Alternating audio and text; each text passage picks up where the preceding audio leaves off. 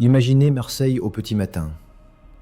Le vieux port n'a pas encore avalé la chaleur du jour, les filets brillent d'écailles, et derrière les façades, quelqu'un tient la ville comme on tient un gouvernail dans la houle. Ce quelqu'un, c'est un homme au geste sec, à la voix qui tranche, capable d'un « Taisez-vous, abruti !» lancé en plein hémicycle avant de dégainer une épée. Oui, une épée en 1967, pour le dernier duel d'honneur de l'histoire de France. L'homme s'appelle Gaston Defferre, et s'il a défendu sa réputation à la pointe de l'acier, il a surtout bâti sa légende à coups d'alliance, de fidélité et d'amour qui l'ont propulsé, fragilisé, puis recomposé, jusqu'à faire de sa biographie un roman où les femmes sont des personnages de premier plan, des héroïnes aux trajectoires tranchantes comme des lames. Dès l'enfance, la matière du personnage paraît prête à l'allumage. Gaston Paul-Charles Defferre naît le 14 septembre 1910 à Marcillargues, dans l'Hérault, issu d'une famille protestante cévenole. Il fait son droit à Aix-Marseille, s'inscrit au barreau en 1931 et découvre à la fois la politique et le théâtre de la cité phocéenne, cette scène immense où se joue l'éternel drame marseillais, travailleurs et patrons, doc et calanque, coups de gueule et poignées de main serrées trop fort. Le jeune avocat est socialiste, impatient. Déjà maître de ses silences, il parle quand ça compte, il agit quand ça coûte. C'est à Marseille qu'il croise très tôt une femme au tempérament incandescent, André Aboulker. Elle vient d'Alger, elle est médecin en devenir, militante, farouche. Ils s'aiment comme on s'allie, passion et méthode. Ils se marient en 1935, la guerre arrive, la résistance dissémine les couples comme des feuilles au vent, mais chez eux, l'engagement ne refroidit pas, il s'aiguise.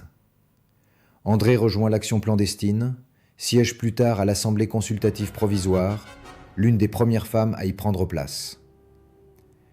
Dans ce duo, on lit déjà la matrice de Defferre, une politique qui se forge par ricochet dans l'énergie des femmes qu'il choisit ou qui le choisissent.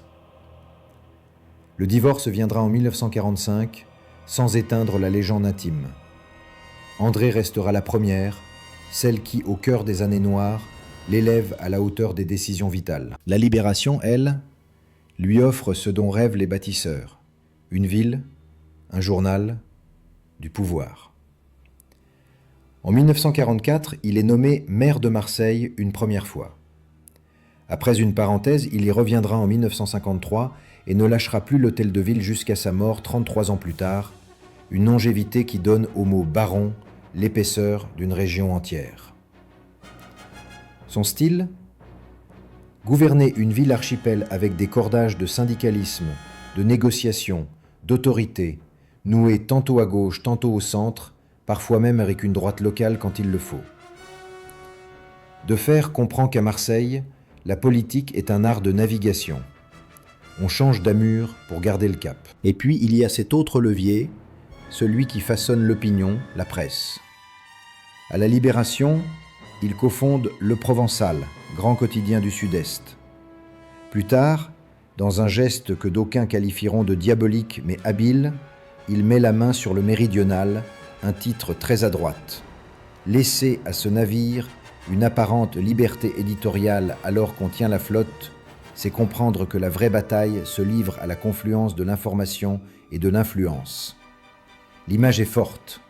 2 journaux, 2 rives idéologiques, un même estuaire politique. Mais l'histoire que je vous raconte n'est pas seulement celle d'un stratège. C'est aussi, surtout, celle d'un homme dont l'intimité aiguise l'ambition et la rend contradictoire, parfois vulnérable, toujours humaine. En 1946, à peine 1 an après son divorce avec André, il épouse en secondes noces une femme au surnom doux et à la colonne vertébrale d'acier, Marie-Antoinette Pallis Waters, infirmière d'origine néerlandaise qui a servi dans l'armée britannique. À Marseille, elle consolide pour Gaston des passerelles sociétales, rassure la bourgeoisie, renforce les finances, libère l'homme d'un souci qui accable tant de politiques, le poids de l'argent. Pallis est le ballast qui stabilise le navire.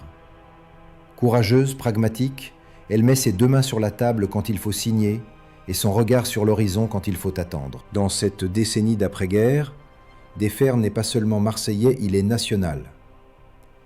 Ministre à plusieurs reprises sous la 4e République, il touche du doigt la question coloniale et propose une clé, la loi cadre de 1956, matrice de décolonisation en Afrique.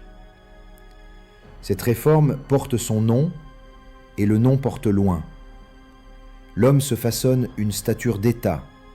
Il a l'accent de Marseille, mais la voix d'un pays qui change. Et puis vient la 5e République. Le grand duel. Pas celui à l'épée, pas encore, mais le duel politique contre De Gaulle, contre l'histoire, contre l'usure des rêves. En 1969, Defferre tente l'Élysée. Appuyé par Pierre Mendès France, il se présente et se fracasse, 5% seulement. Un score qui brûle, qui humilie, qui néanmoins refonde la gauche.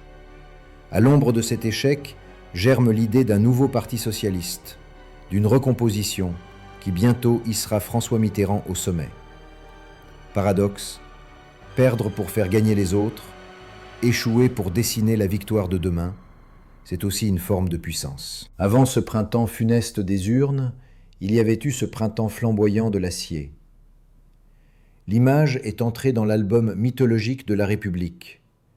Après un échange d'insultes à l'Assemblée, « Taisez-vous, abruti !» René Ribière provoque Gaston Defferre en duel. Date, avril 1967. Lieu, Neuilly. Arme, épée. Arbitre, Jean de Lipkowski. 2 touches sur Ribière, pas de blessure grave, mais un tonnerre d'incrédulité dans un pays qui se croyait vacciné contre les manières d'Ancien Régime. Qu'on s'y attarde. C'est un duel de théâtre, oui, presque une comédie. Mais c'est surtout un révélateur. Defferre accepte la mise en scène parce qu'il sait que la politique, parfois, exige des gestes symboliques que la modernité juge archaïques. Il faut couper court, clore l'affront, sceller l'image d'un homme qui ne recule pas. Et le pays, médusé, en parle encore des décennies plus tard. Pendant que le pays imagine Gaston en escrimeur d'apparat, Marseille continue de réclamer son maire capitaine. Le port, les chantiers, la mer qui cogne au bassin, les quartiers nord oubliés et les boulevards qui cherchent leur rang, l'éternel bras de fer avec les communistes à la CGT, l'équilibre avec FO.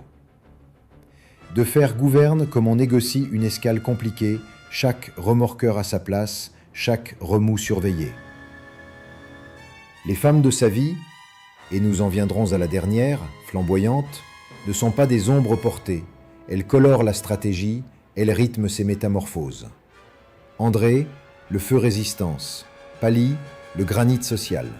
Et bientôt, Edmond, l'ouragan de culture et de panache. Mais n'allons pas trop vite.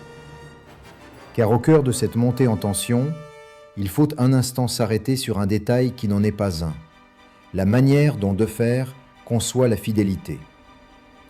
La fidélité chez lui n'est pas une immobilité, c'est une direction. Fidèle à Marseille, fidèle au socialisme municipal, fidèle à l'idée que le pouvoir, c'est d'abord tenir sa ville en état de se raconter une fierté. Cette fidélité, paradoxalement, le rend infidèle à toutes les orthodoxies. Il pactise quand il faut, il tranche quand il doit, il protège ses réseaux comme on protège une famille élargie.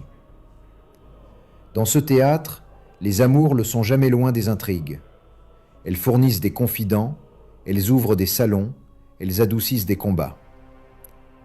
Et elles compliquent tout. C'est là que la 3e femme de sa vie entre en scène, comme une apparition. Edmond Charleroux. La romancière aux yeux de braise. La grande blessée de la guerre qui marche droit. La femme qui a déjà aimé des artistes et des hommes d'État. Qui a déjà gagné son Goncourt quand elle croise Gaston en 1966.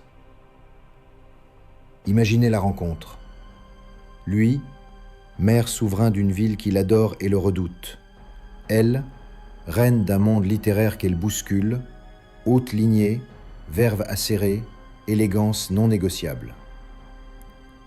Ils se regardent et la scène se fissure. Voilà que la politique rencontre le roman, et que le roman trouve dans la politique une matière plus riche que toutes les fictions. Il se marie en 1973.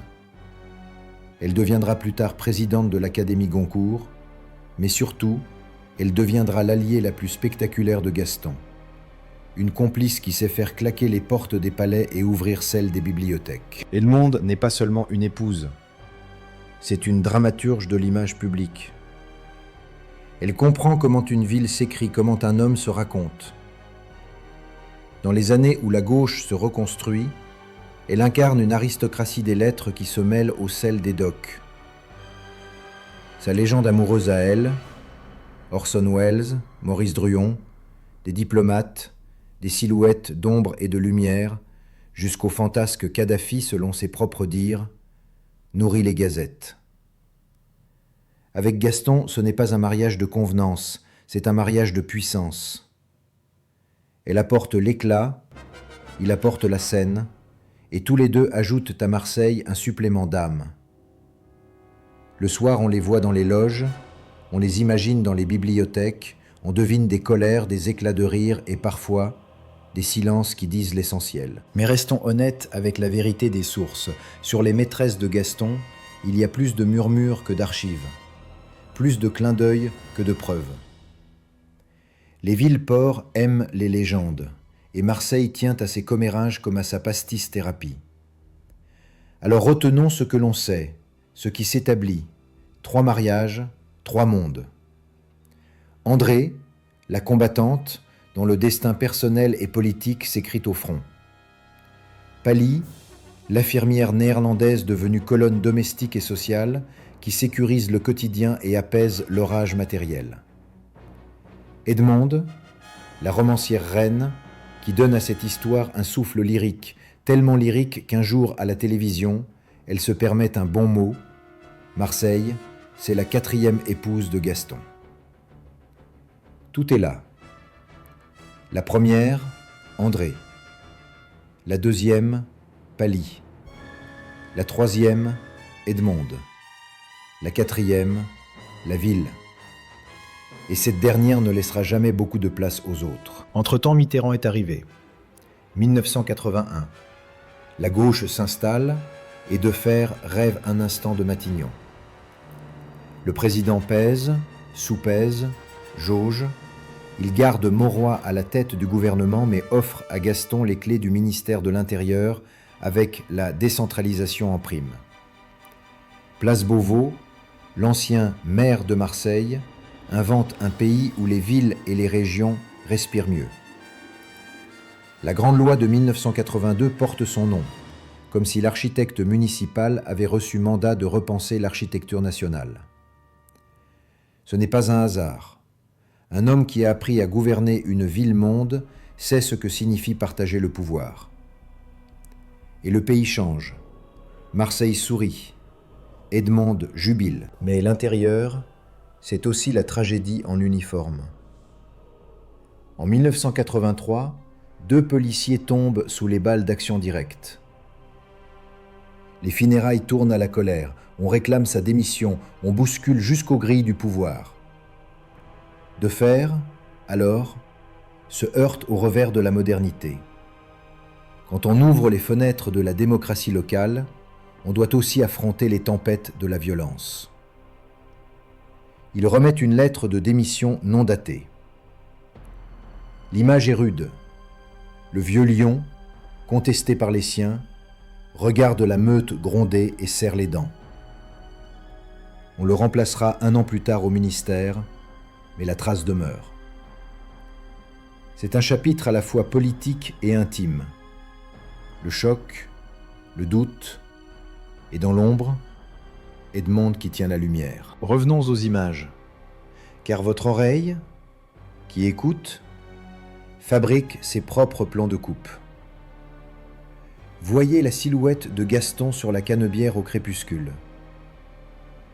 Imaginez Pally, exact, posé, rangeant le tumulte derrière une tasse de café. Entendez André, la première, sa voix nette, parler de la clandestinité comme d'une médecine d'urgence. Sentez Edmonde, parfum d'encre et de poudre, qui traversent un salon comme on conquiert une place forte. Elles ne sont pas des notes de bas de page, elles sont la partition. Les amours de Gaston Defferre ne se résument pas à des conquêtes, mais à des alliances sentimentales, politiques, sociales. Elles expliquent ses courages, elles révèlent ses failles, elles mettent en lumière la manière dont un homme se fabrique par les femmes qui l'entourent. Alors pourquoi ce récit commence-t-il par un duel à l'épée ? Parce que ce geste condense le personnage. L'homme des institutions accepte soudain le théâtre de l'honneur, comme si l'intimité, son orgueil, sa manière d'aimer, sa nécessité de tenir parole débordaient le cadre. Au fond, Defferre ne se bat pas seulement contre un député gaulliste, il se bat pour rester fidèle à la version de lui-même que ses femmes, tour à tour, ont amplifiée. André lui a donné la mesure du risque, Pally lui a donné l'assurance du rang, Edmonde lui a donné la mise en scène. Le duel, alors, n'est pas une anomalie, c'est une signature. Et tout ce qui va suivre, les fronts politiques, les salons littéraires, les nuits marseillaises, les rumeurs et les vérités, s'éclairera dans cette lumière. Reste une question qui frappe au plexus. Comment ces amours ont-elles remodelé la ville ? On répondra simplement, et nous le prouverons en avançant, en mettant les femmes au cœur de l'histoire, Defferre a compris qu'une cité se bâtit avec des alliances qui dépassent les clivages.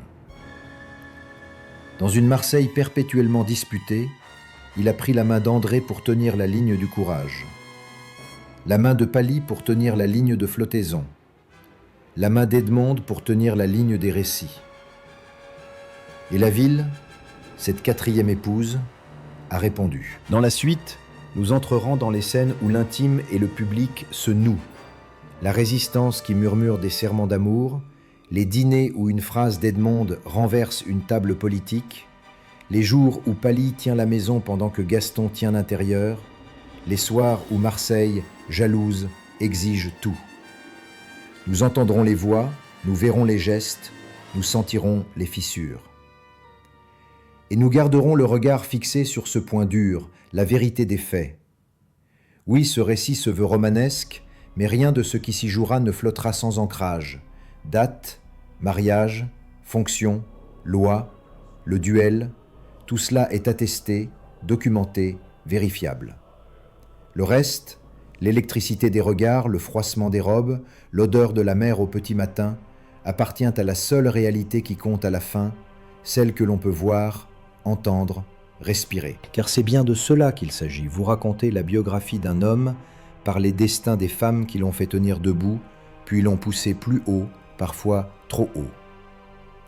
Vous faire sentir que derrière chaque décret de décentralisation, il y a une voix qui dit « vas-y ». Derrière chaque échec présidentiel, il y a une main qui serre, une autre qui lâche. Derrière chaque manchette de journal, il y a une silhouette à l'orée d'un bureau, à l'heure bleue. Et quand tout s'achève, mais nous n'y sommes pas encore, c'est à l'hôpital de la Timone que les flashs crépitent. Edmonde annonce la mort de son mari, et Marseille retient son souffle comme si, en une seconde, la ville venait de perdre sa moitié. Ce premier mouvement, vous l'avez entendu, est une montée. Nous avons planté le décor, présenté les forces, posé les armes. Dans le prochain, nous ouvrirons les portes. La jeunesse résistante et ses serments, la double matrice André Pally qui forge l'homme, la conquête méthodique de Marseille par le biais des journaux et des réseaux, l'art du compromis, et oui, les intrigues, celles qui se murmurent dans les couloirs et s'impriment dans la pierre. Le rideau ne tombe pas, il frémit. Marseille a encore des secrets à livrer, et Gaston, ses femmes, leur silence, leurs éclats, n'ont pas fini de parler. À la fin de 1942, Marseille ressemble à une scène de théâtre où l'on murmure derrière les décors. Papier que l'on cache, rendez-vous pris à voix basse, nom de code griffonné au crayon. C'est dans ces couloirs d'ombre que Gaston Defferre se fait une réputation de chef discret.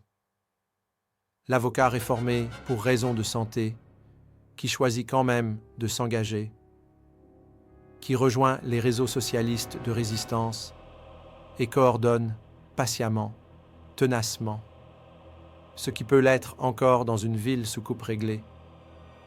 Il rencontre des dockers qui n'acceptent pas la fatalité, des policiers qui ferment les yeux quand il le faut, des curés même.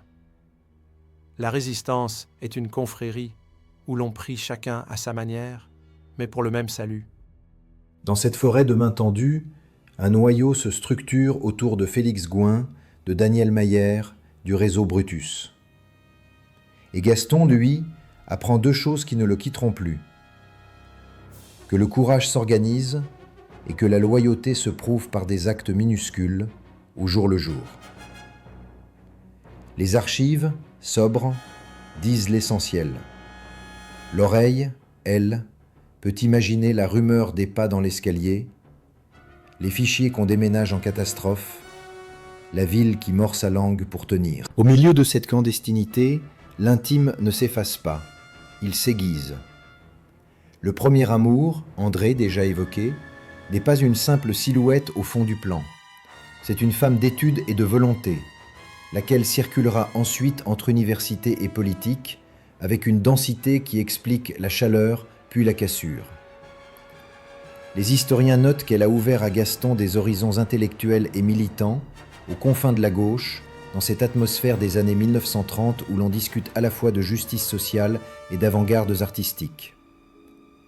On devine le couple pris dans le tournis d'une époque où l'amour est un pari, un pacte, parfois une boussole qui indique la direction même quand la météo s'effondre. Ils divorceront en 1945, mais il reste de ce premier chapitre un goût de jeunesse, une scansion d'idéaux, et l'idée que chez Defer, les femmes ne sont jamais des à-côté, elles sont la matrice. La libération opère comme un grand coup de projecteur. Le rideau se lève, on découvre l'homme public. Maire de Marseille dès août 1944, présidence éphémère mais fondatrice, puis à nouveau maître de la ville à partir de 1953 jusqu'au dernier souffle. On raconte souvent le Defer faiseur de majorité, l'équilibriste des assemblées municipales, qui préfère la stabilité d'un attelage composite au dogme de la pureté idéologique. Ce portrait est juste, mais incomplet sans l'autre levier, plus secret, l'art de façonner l'opinion. Car au sortir de la guerre, Defer cofonde un quotidien, le Provençal, navire amiral d'une flotte médiatique appelée à grossir. Puis il mettra la main, audace absolue, sur Le Méridional, titre classé à droite. 2 journaux, 2 rives, un même estuaire. Contrôler le flux sans en étouffer le cours, laisser chaque rive parler son langage tout en ménageant les confluents politiques. C'est une géographie de presse qui recopie la géographie de Marseille. Multiples bassins, une seule mer. Et c'est ici que se joue l'entrée d'une deuxième figure intime, moins flamboyante en apparence mais décisive. Marie-Antoinette Paley Swatters.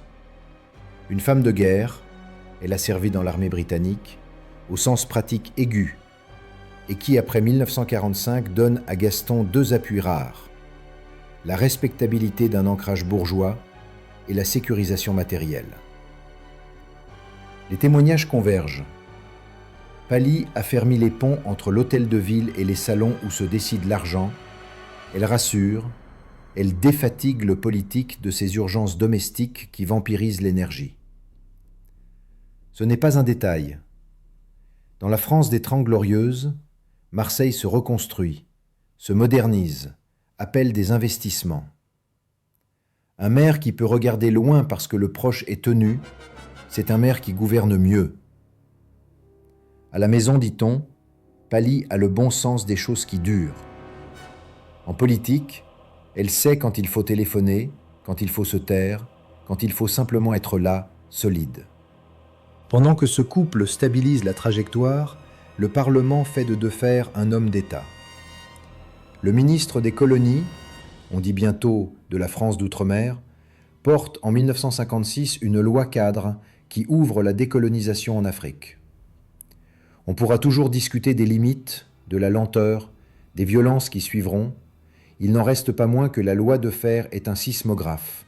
Elle indique que la République, enfin, s'apprête à renoncer à ce qu'elle ne peut plus tenir sans se perdre elle-même.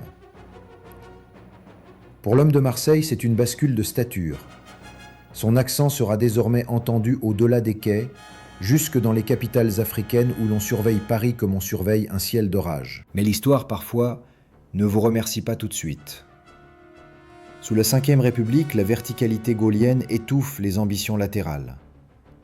En 1969, Defferre se présente à la présidence avec l'appui de Pierre Mendès France, beau tandem de républicains soucieux d'éthique, et se brise à 5%.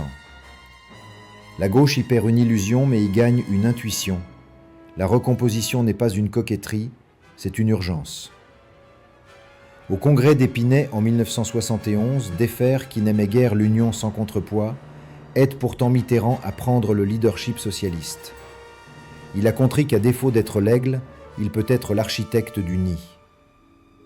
Dans ce mouvement paradoxal, l'homme qui a échoué aux urnes mais prépare la victoire des autres, on lit déjà ce que ces proches femmes incarnent, l'art d'être utile à plus grand que soi. Entre ces sommets et ces chutes survient l'épisode qui fixe la légende. Avril 1967, Palais Bourbon. « Taisez-vous, abruti !» lancé à René Ribière. Le défi est accepté, l'épée est choisie, 2 touches seront portées à l'adversaire, sans gravité, et la France, sidérée, découvre que sa modernité peut encore s'offrir des masques d'ancien régime. Ce duel, souvent raconté comme une curiosité, est plus qu'une anecdote. C'est une radiographie. Chez Defferre, l'honneur, la parole, le refus de l'humiliation publique sont des ressorts autant intimes que politiques. Il n'est pas étonnant que la séquence ait fasciné jusqu'aux humoristes et aux chroniqueurs. On ne voit pas tous les jours la politique redevenir en pleine lumière une affaire de corps. Viennent ensuite les années de grands chantiers municipaux. La ville se bat contre le chômage, contre la drogue qui infiltre les réseaux. La French Connection fait de Marseille un mot-clé dans les rapports de police de New York à Rome, contre l'emprise des clans qui voudraient confisquer l'économie des nuits et des docks. Defferre gouverne à la corde. Il s'appuie sur force ouvrière pour contrebalancer l'hégémonie communiste, compose des majorités trempées au pragmatisme, tient les équilibres instables comme un chef de port tient les amarres une nuit de vent d'Est. Ceux qui lui en veulent parlent de système, ceux qui l'admirent parlent de rempart. Les deux ont raison, c'est la même chose vue de 2 rives. Et pendant que la ville tangue, la vie privée bascule elle aussi vers un rivage neuf. 1966. Edmond Charleroux quitte Vogue dans un fracas d'époque. Elle voulait une mannequin noire en couverture, on le lui refuse, elle claque la porte et remporte la même année le Goncourt pour Oublier Palerme. C'est alors qu'elle rencontre Gaston. On dirait une scène écrite par un scénariste au sens affûté des contrastes.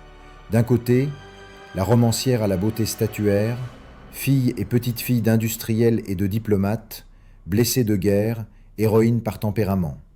De l'autre, le maire stratège, tribun d'assemblée, homme à la réputation d'autorité. Ils s'épousent en 1973. Chacun apporte à l'autre une sorte de royaume. Elle, le monde de la culture, des artistes, des metteurs en scène, des directeurs de musées.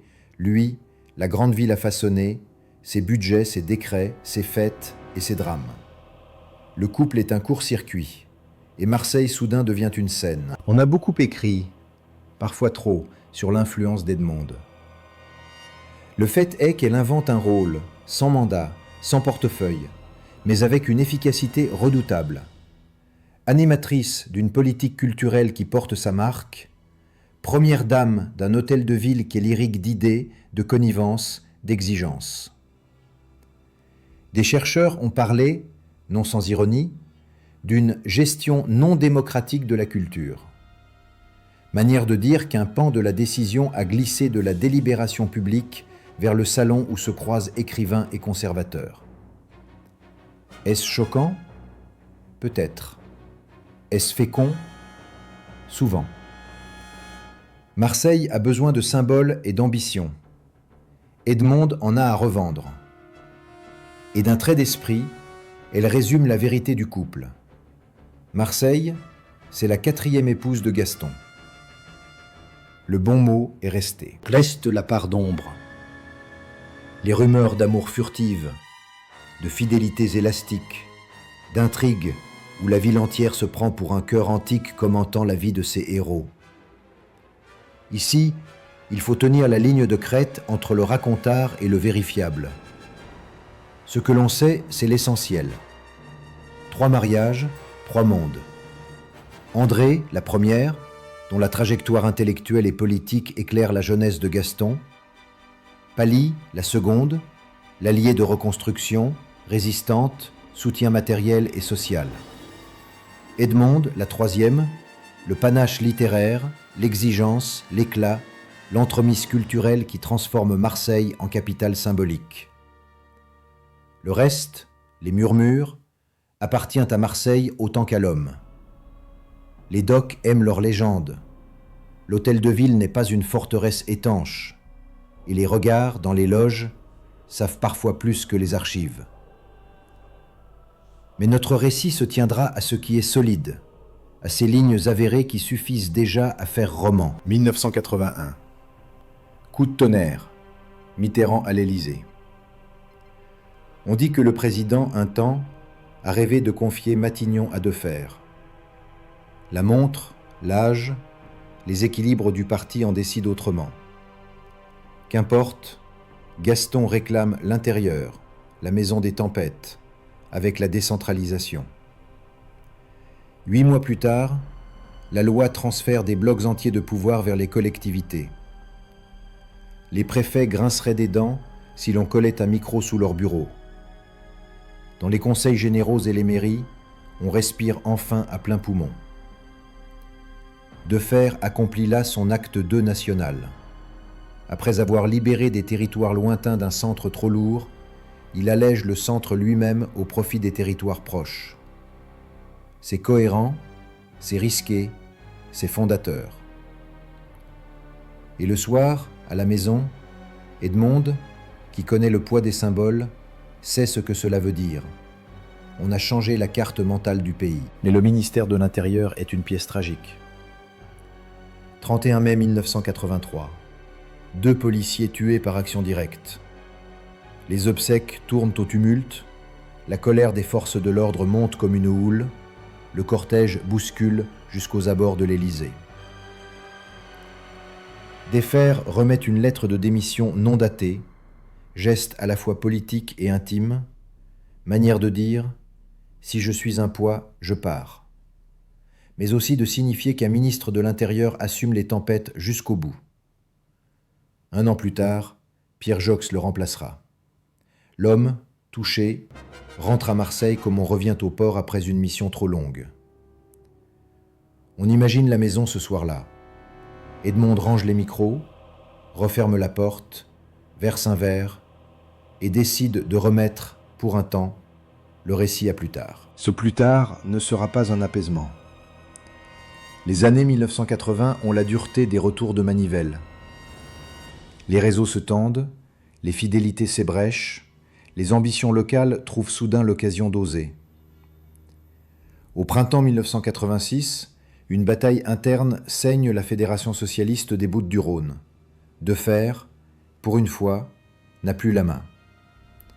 La nuit du 5 au 6 mai, il chute à son domicile d'Andoum après un malaise. Emmené à la Timone, il est déjà presque silence. Le 7 mai au matin, la ville apprend sa mort comme on apprend une marée noire. Tout se couvre d'une pellicule d'irréel. Les drapeaux baissent, l'hôtel de ville s'ouvre et, fait poignant, c'est Edmond qui se tient face aux caméras, droite, précise, une épouse, mais aussi une metteur en scène qui sait que, même dans le deuil, les mots comptent. Quelques jours plus tard, l'hommage est national. Marseille, elle, se tait.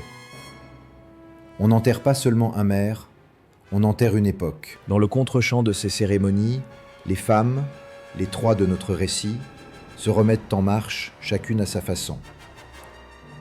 André poursuivra ses engagements d'universitaire et d'élu local, loin du vacarme médiatique. Pally, discrète, demeure cette présence solide dont les mémoires politiques ne savent pas bien parler parce qu'elle a préféré l'efficacité à la pose. Edmond, enfin, élèvera la mémoire de Gaston, écrira, présidera l'Académie Goncourt, tiendra salon, défendra Marseille comme un personnage littéraire à part entière, avec ses fanfaronnades et ses génies. Les photographes souvent la saisiront face au port.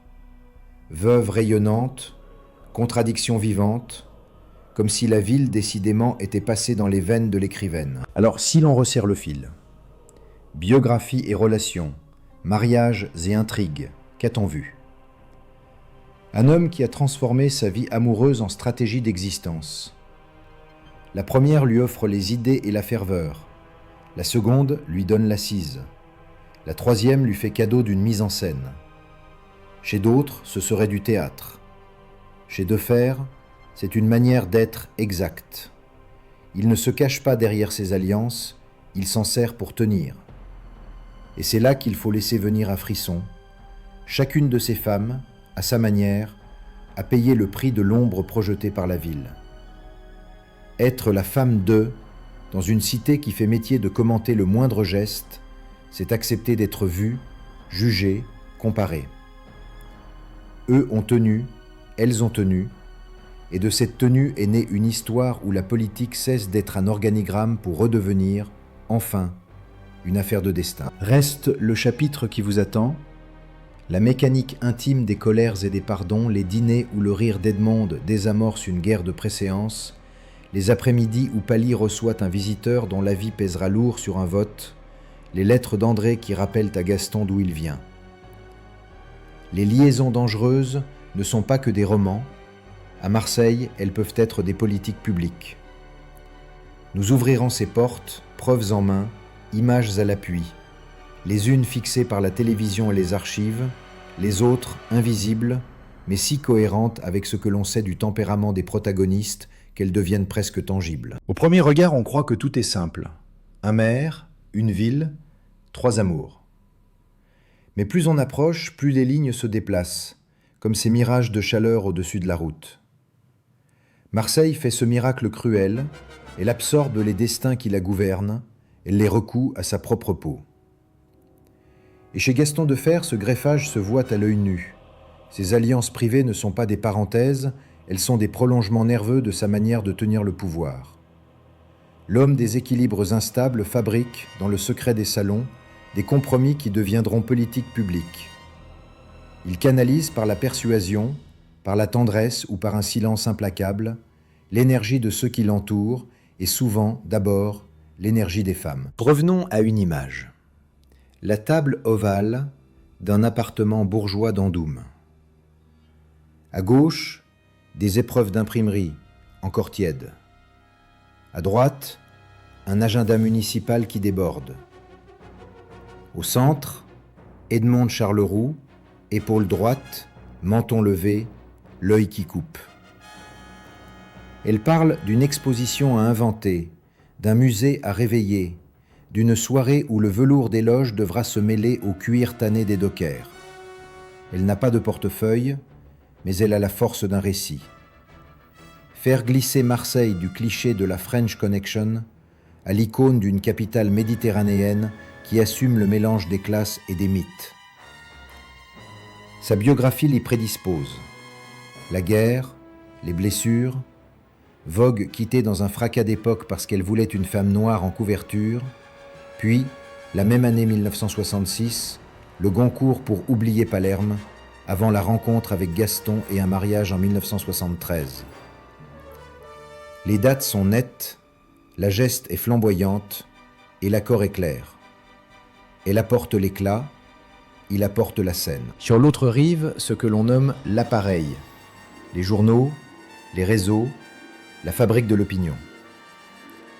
Le Provençal d'abord, navire amiral né à la Libération, puis audace inouïe, la main mise sur le Méridional, titre de droite, pour tenir les 2 rives d'un même estuaire médiatique. Defers comprend très tôt qu'un maire de Marseille est aussi, nécessairement, un metteur en scène. Il lui faut plusieurs voix pour parler à une ville polyphonique. Cette dualité d'organes de presse n'est pas qu'un tour de passe-passe. C'est une cartographie du pouvoir à l'échelle d'une cité-port où les courants se rencontrent au large avant de remonter des canaux séparés. On se souvient que bien plus tard, ces deux titres finiront par fusionner dans la Provence, mais la matrice, elle, date des années des Fers. Ici encore, l'intime rejoint le politique. À la maison, on commente les unes, à l'hôtel de ville, on négocie les mêmes équilibres avec des budgets et des votes. Rien pourtant ne raconte mieux le nerf intime de Gaston que ce geste de 1967, devenu plan-séquence historique. L'échange d'insultes à l'Assemblée, « Taisez-vous, abrutis », la provocation en duel, l'acceptation, l'épée, Neuilly, l'arbitre, deux touches portées à René Ribière, et l'incrédulité d'un pays qui croyait ses archaïsmes évaporés. Dans cette scène, on voit apparaître l'homme derrière le maire. Pour lui, l'honneur n'est pas une posture, c'est un thermostat. Il refuse de laisser la température descendre en dessous d'un seuil supportable pour sa parole publique. L'épisode est archi-documenté, date, lieu, modalité, devenu un point de repère dans l'histoire politique comme « dernier duel d'honneur le France ». Et paradoxalement, ce geste théâtral, presque baroque, consolide sa stature d'homme moderne. Il liquide l'affaire dans la clarté, il ferme le dossier, il impose un silence. Marseille, elle, adore ses finales nettes. Ce qui se joue ensuite, vous l'entendez comme un frottement continu. D'un côté, la verticalité de la Ve République. De l'autre, l'art municipal des amarres multiples. Au national, l'échec de 1969, 5%, le score qui brûle, mais l'intuition qui sauve. Recomposer la gauche, permettre l'ascension de Mitterrand, accepter d'être l'architecte sans être l'aigle. Et puis, en 1981, la revanche sereine. Le ministère de l'Intérieur, accompagné de la décentralisation, acte 1 d'un basculement majeur. La loi du 2 mars 1982 renverse la logique. Elle desserre la poigne préfectorale, renforce les libertés et les responsabilités des collectivités, établit ce contrôle de l'égalité a posteriori qui redessine l'échiquier. Cette fois, l'ingénieur municipal met sa règle et son compas au service du pays entier. C'est un trait d'union parfaite entre l'homme privé, qui a appris à déléguer, à faire confiance, à composer, et l'homme public, qui codifie cette confiance dans le marbre de la loi. Mais l'intérieur, c'est aussi l'ombre. Les cercueils recouverts de drapeaux, la colère des cortèges, l'épreuve de 1983 quand l'extrême gauche armée frappe dans le cœur bleu de l'État. La lettre de démission non datée, ce geste où l'orgueil rencontre la responsabilité. On imagine la scène domestique, le soir, quand on referme la porte et que le ministre redevient le mari. Les verres qui teintent avec une douceur forcée, l'odeur du papier journal et la phrase d'Edmond qui tombe comme une boucle. On ne gouverne jamais sans histoire. Elle sait de quoi elle parle. Son assesse de journaliste l'a affinée à cette dureté du réel. Les symboles ne tiennent que s'ils reposent sur des faits. Et des faits, il y en a. La chronologie de la décentralisation, les circulaires, les transferts de compétences, les débats parlementaires serrés. Les dates respirent encore. Ce réalisme chez Defferre n'empêche jamais les images. Au contraire, elles lui servent d'outil. Quand il s'agit de tenir Marseille, il n'ignore rien des rumeurs. Elles sont la monnaie courante des villes-ports. On le dit raide et charmant, cassant et protecteur, selon l'heure et l'interlocuteur. On lui prête des fidélités souples, des confidences qu'on jure avoir entendues dans les loges de théâtre. Le conteur honnête doit ici lever la main. Nous ne saurions donner pour certitude ce qui relève des chuchotis. La colonne vertébrale du roman intime de Defferre, elle, est établie. Le premier mariage, celui de jeunesse et de fièvre. Le deuxième, celui de l'assise, avec Marie-Antoinette Paley-Swatters, résistance dans la fibre, pragmatisme dans les gestes.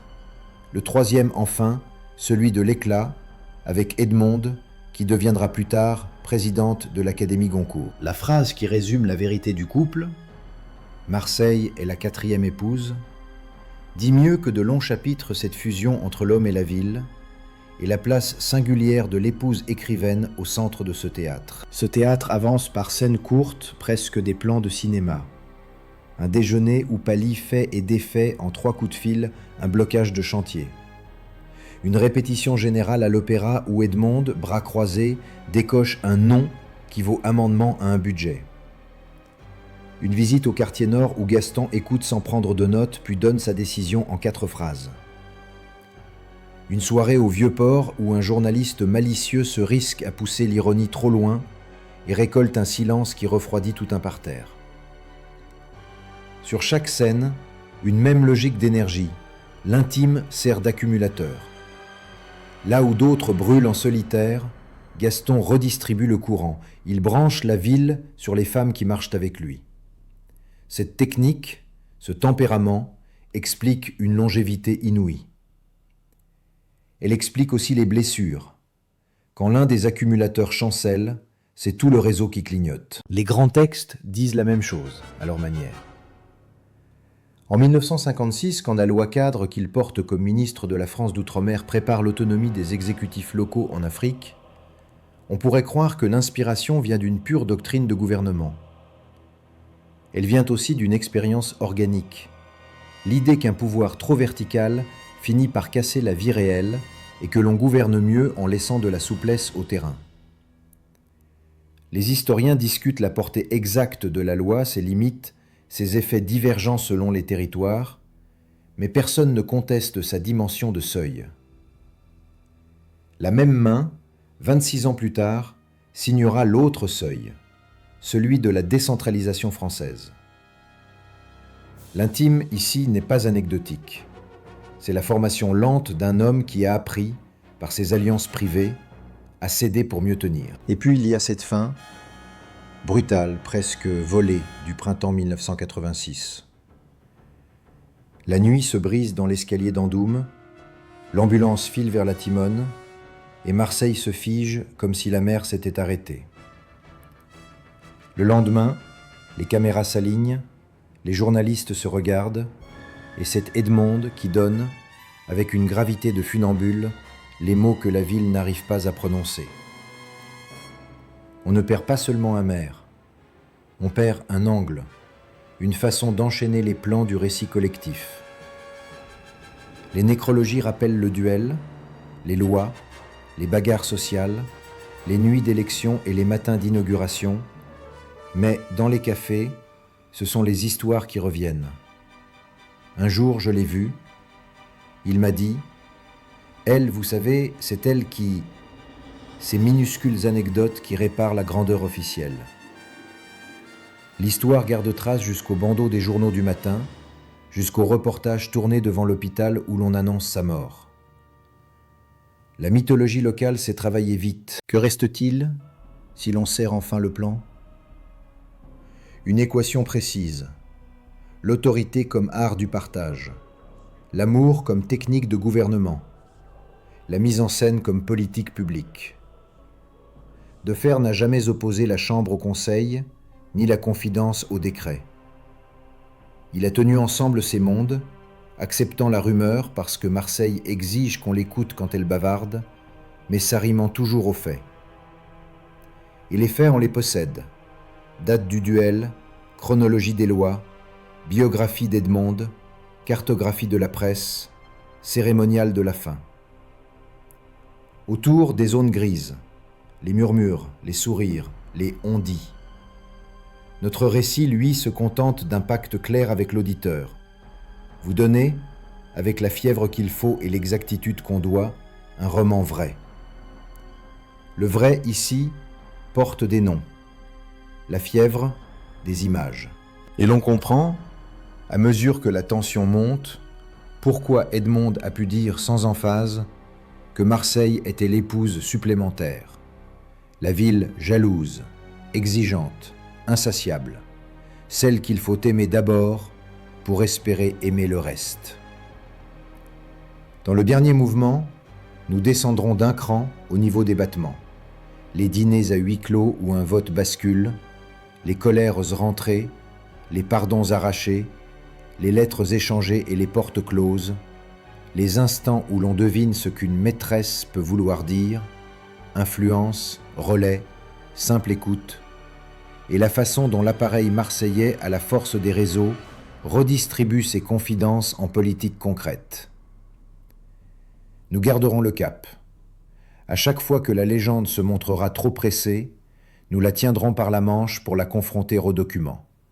Car la seule manière d'être romanesque ici, c'est d'être exact. Imaginez la carte de Marseille comme un organisme vivant.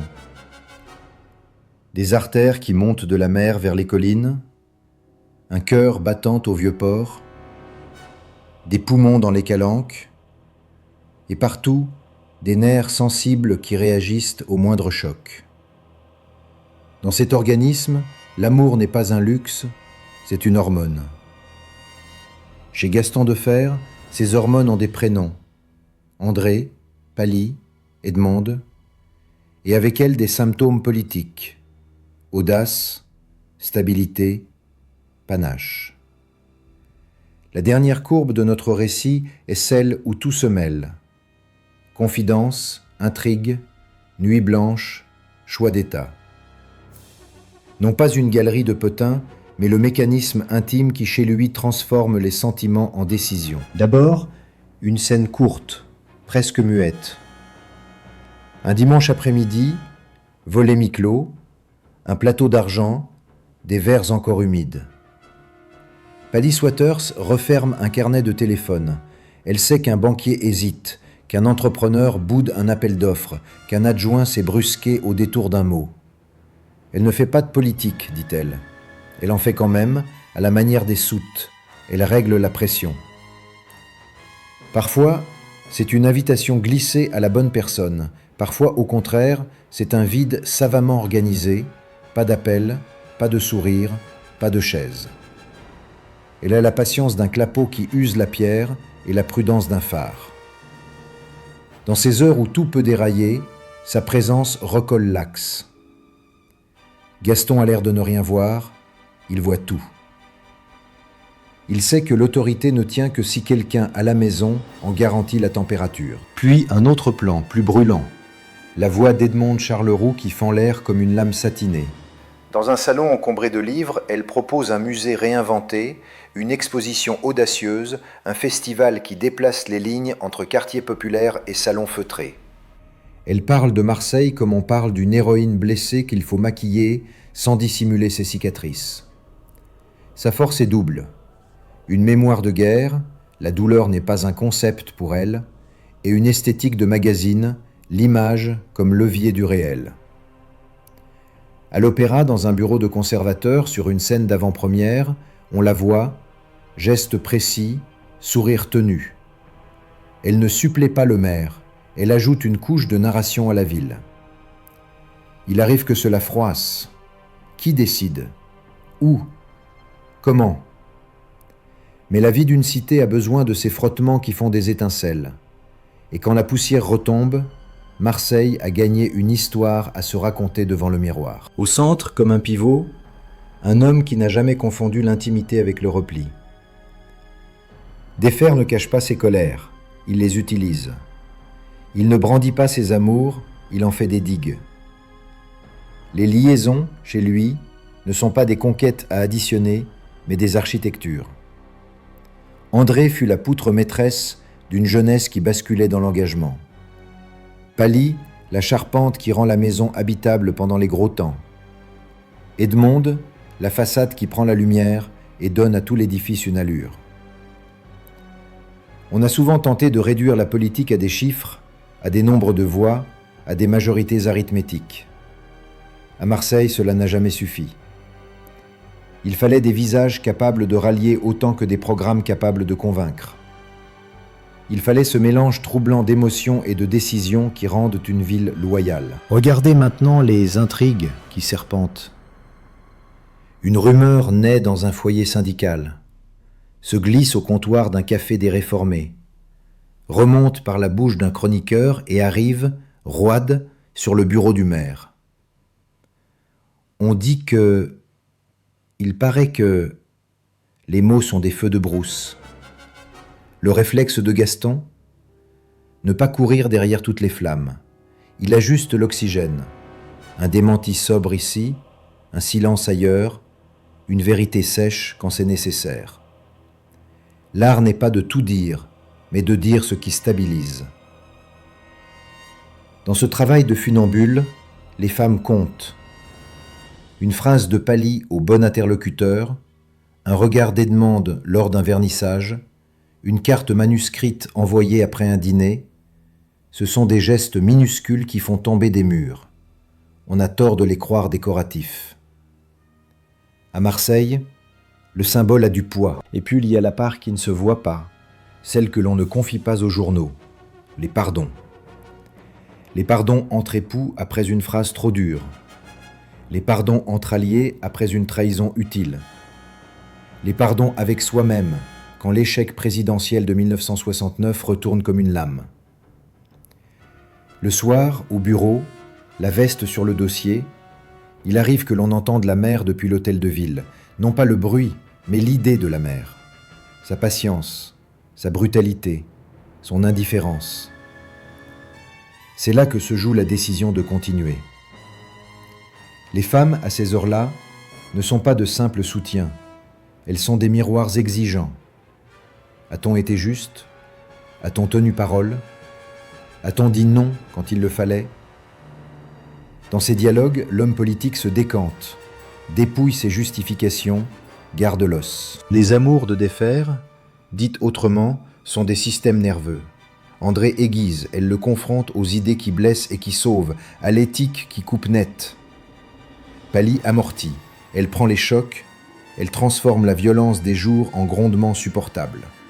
Edmond irradie, elle projette au dehors une image qui attire, qui magnétise, qui donne envie d'entrer dans l'histoire de Marseille plutôt que de la fuir.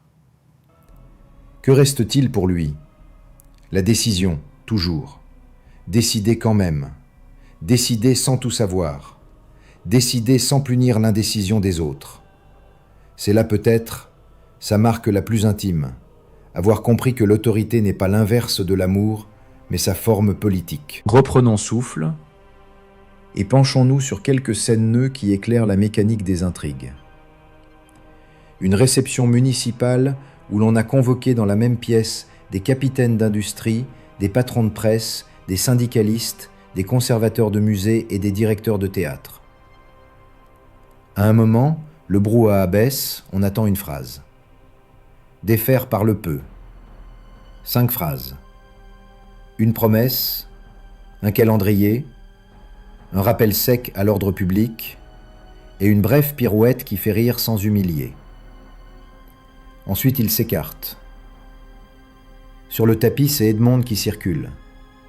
Elle ancre la promesse dans un imaginaire, elle nomme, elle décrit, elle rend désirable. En marge, Pali, plus tôt dans la journée, aura sécurisé une présence, évité une absence fatale, éteint un malentendu.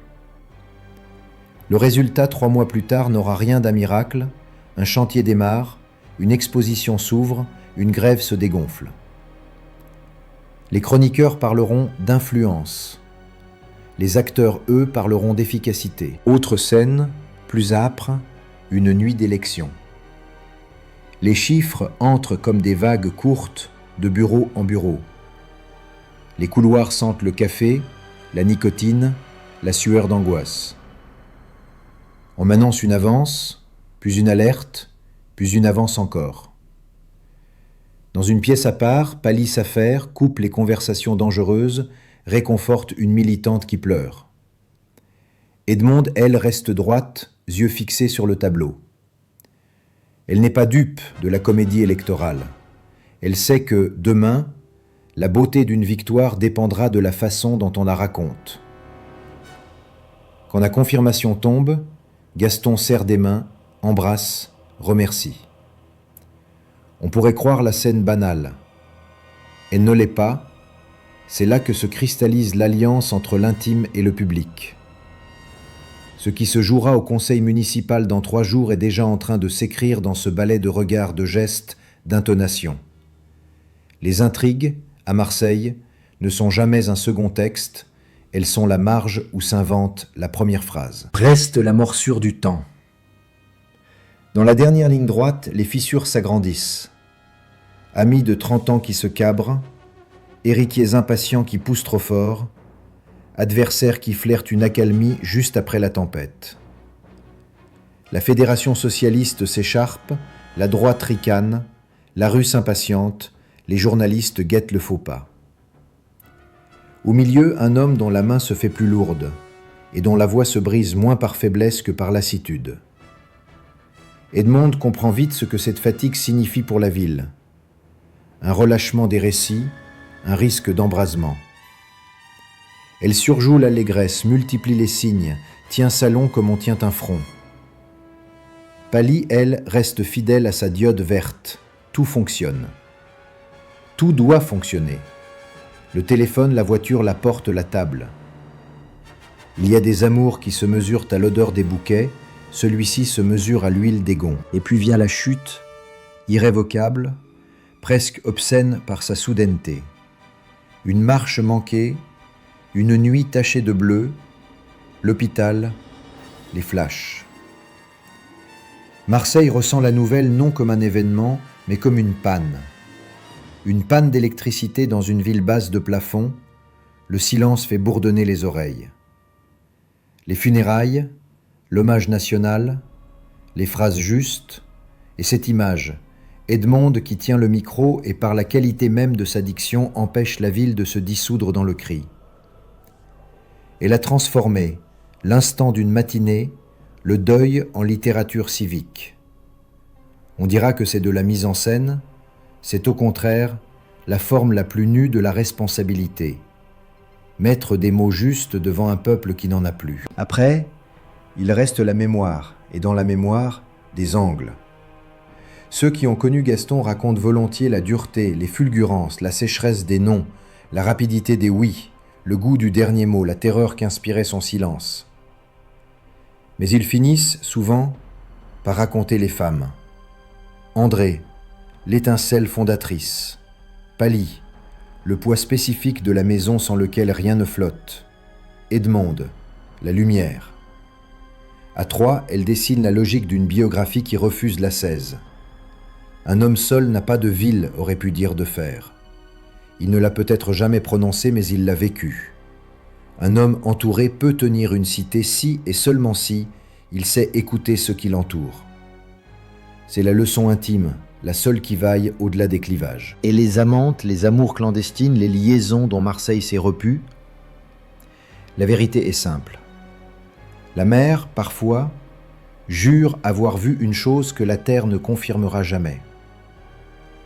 Les légendes ont nourri les dîners, les titres, les apartés.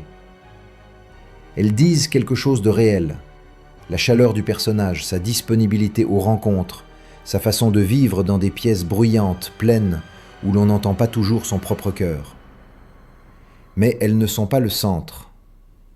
Le centre, c'est la capacité qu'ont eue les femmes officiellement à ses côtés d'aimanter, d'amortir, d'illuminer.